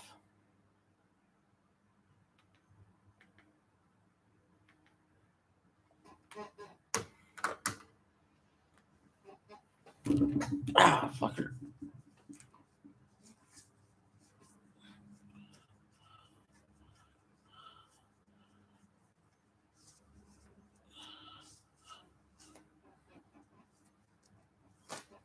Oh, fucking.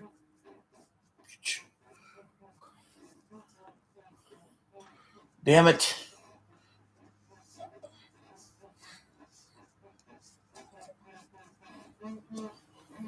Oops. Sorry, cat. Didn't mean to do that to you.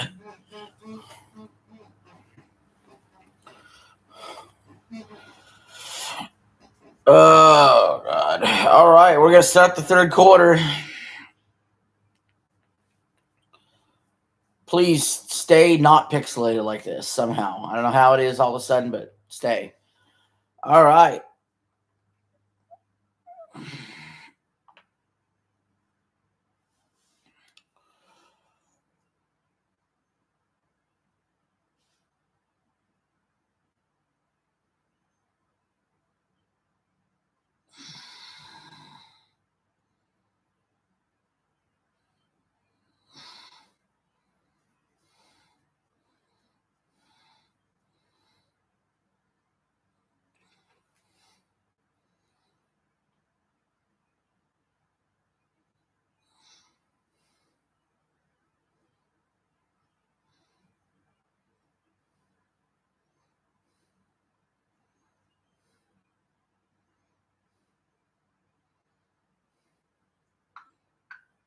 It pixelated, of course.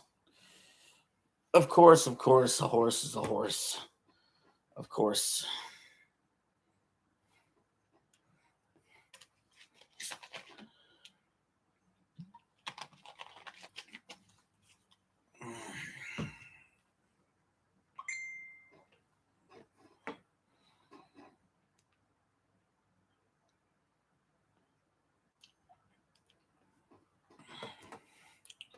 All right, here's the kickoff in this lovely stadium in Louisville.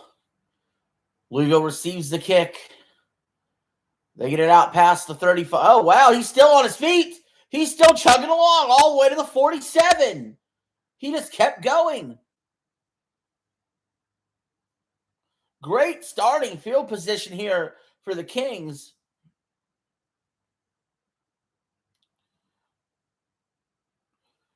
I mean, he was first contacted at the 33-yard line and pushed and plowed his way, riding guys the whole way to the 47. I got to say, what effort. Well, he actually broke a couple tackles. Then he got corralled and then pushed the pile forward to the 46 officially here. 1st and 10 for Louisville. I think they should air it out more. They're having a lot of success with the quarterback. They start with a simple handoff. Nice gain here to the 48-yard line, just across midfield already. Only 20 seconds into the second half. Robinson has 14 rushes for 53 yards. Tariq Black has 2 catches for 39. And Rogers' passing is 11 of 12 for 164 yards. And he also has a rush touchdown. So now it's 2nd and 4 for the Louisville Kings. Rogers can't connect to his receiver on the outside. It's going to be 3rd down. Remember, 4th down, you either got to kick it or go for it if it's past midfield. So, that being said, I wouldn't be surprised here on 3rd and 4 if they didn't try a run.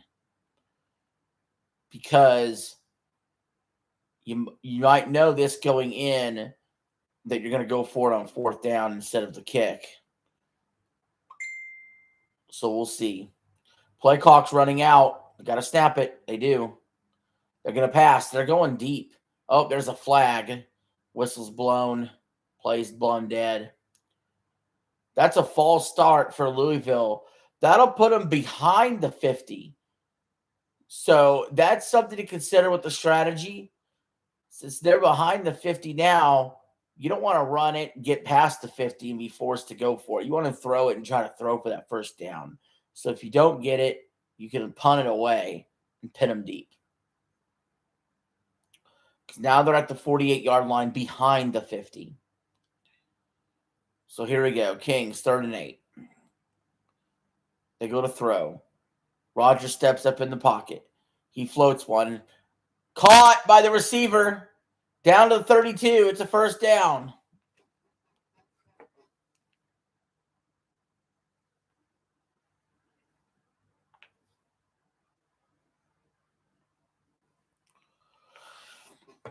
What a play. Rogers is on fire today, man. He's really doing a good job at having some pocket presence, knowing when to shift, when to step up, and he's also been deadly accurate. Got to give it up to him. Looks like we have an injured offensive lineman here for the Louisville Kings. Number 68 walking off the field gingerly.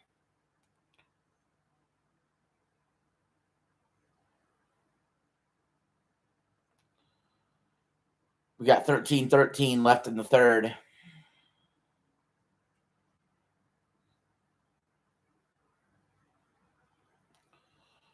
Rogers with the handoff. It's a loss of a couple here. Tackle for loss in the backfield for the Renegades. Louisville would love to get a touchdown on this drive.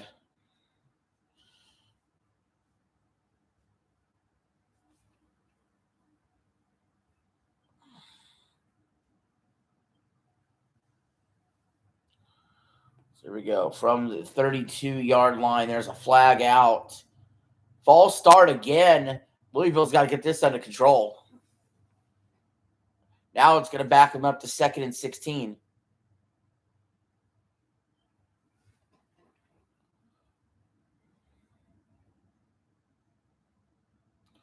Louisville's at 8 penalties today for 99 yards of penalties. That offensive lineman that was hurt, he's back.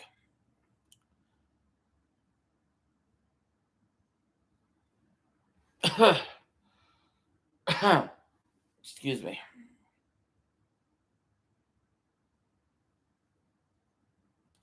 Rogers was about to get sacked. He dirted into the ground. He did have a receiver in the area.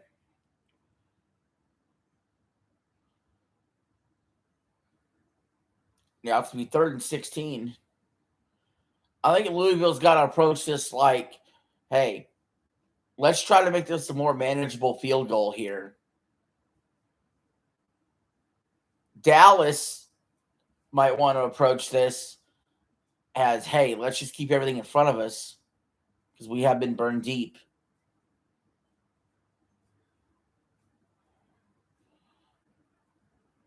All right, Rogers again scrambling. He's taking off this time. Goes for the stiff arm. Doesn't really get much out of it. Maybe a yard or two. So this is going to be a long field goal here.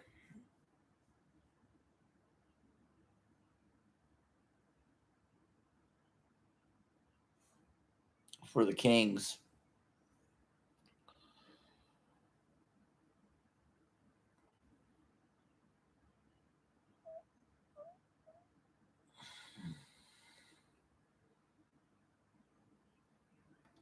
It's a 54-yard field goal try. This is no gimme.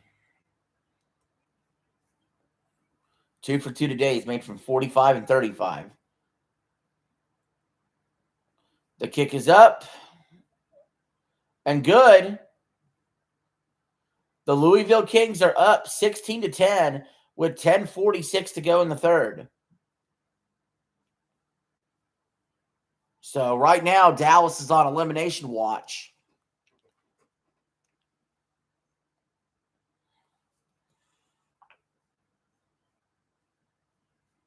So look out.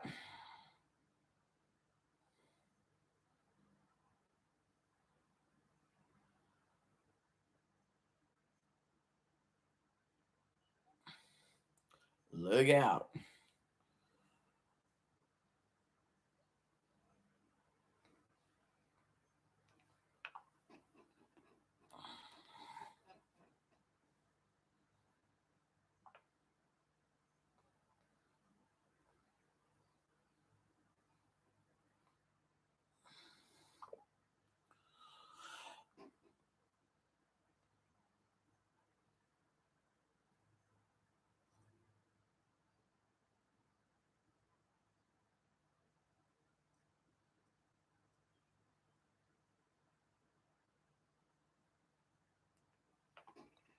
Oh.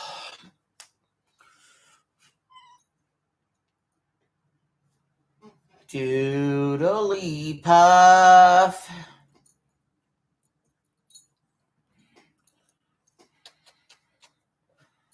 Doodly poof.